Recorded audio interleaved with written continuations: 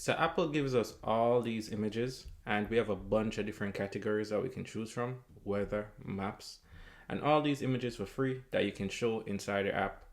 And all you need is this app called SF Symbols. So as an example, let's go over to this image, figure it out walk, and let's just right tap that and hit copy name, and then scroll back down to Xcode. And then inside Xcode now, we're going to start by typing image. And instead of just adding in the quotation marks, we're going to specify what type of image version. So we're going to pick the system name image version. So system name, you see pop up there. And then for the string, let's just pass in the one we copied.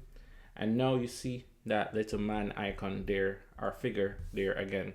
Now it's too small, so let's just resize it. So by adding a resizable modifier. And now you see it's going to get too big. So let's just specify the size by adding a dot frame modifier. So frame, and let's just do width, height, and let's just make it 100 by 100. And now it's more reasonable. So all we had to do to get this image was just grab the correct name of the image from SF Symbols. So let's jump here. Let's grab a different one. Let's go to gaming, and let's grab this one, game controller.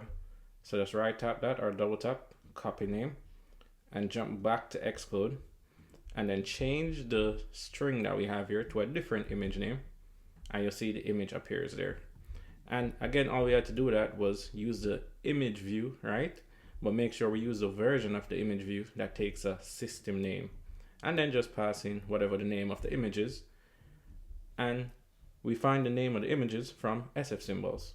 So Apple gave us all those images for free that we can just use for pretty much anything in our apps. Yeah.